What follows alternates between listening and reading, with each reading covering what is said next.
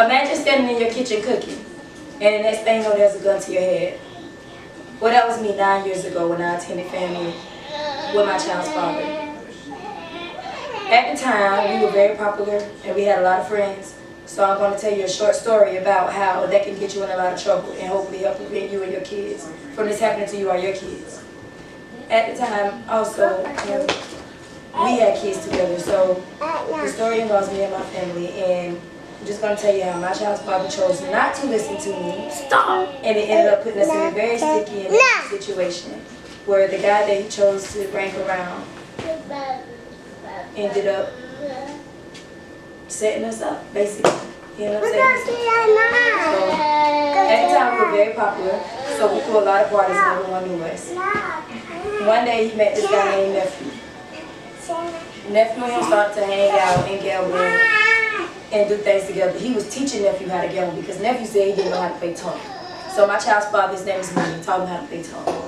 I told my child's father it didn't sound right. Why would he be gambling with you and take his money if he doesn't know how to play? That doesn't make sense. But my child's father said he was cool and that it was nothing. So one particular time, well, as time went on, I ended up throwing a party. Before the party came, he told me that Nephew wanted to come over and gamble with his uncle and his cousin.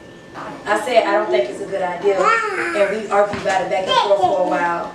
And eventually I gave in and said, okay, they can come. But if something happens, that's on you. He told me I had nothing to worry about. So they came over to gamble. And while I was in the kitchen cooking, I was watching them. Every time my child's father won, he stuck some money in his socks. Nephew had looked at his phone for a minute and said he got to step outside. He was outside for 5 to 10 minutes before he came back in the house. They started to gamble again after he came back in.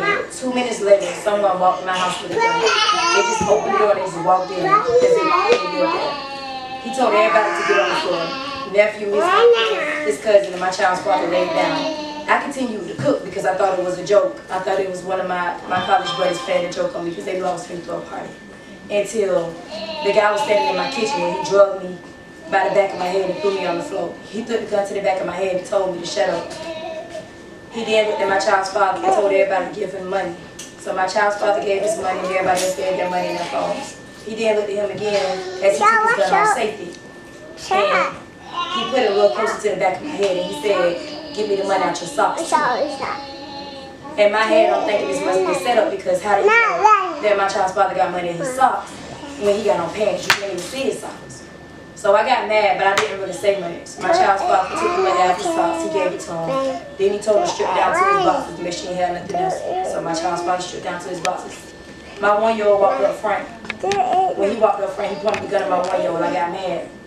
I was like, you can get whatever you want to get, but don't point the gun at my son. I was like, let me take my son back in the bag. So he let me up off the floor. He pointed the gun at my child's father. He said, if you try anything crazy, I'm going to kill your baby daddy right here. I said, okay. I took my son back in the bed with my daughter and I set him on the bed and I closed the door. When I came back up, he said, I'm finna go. Don't nobody move until I count to 10. So he walked out the front door. We all counted to 10. At that point, I got mad. I started going off on his friend nephew. I'm like, I know y'all set me up. How he knew that my socks was in my baby and my child's father's. How he knew the money was in my child's father's socks.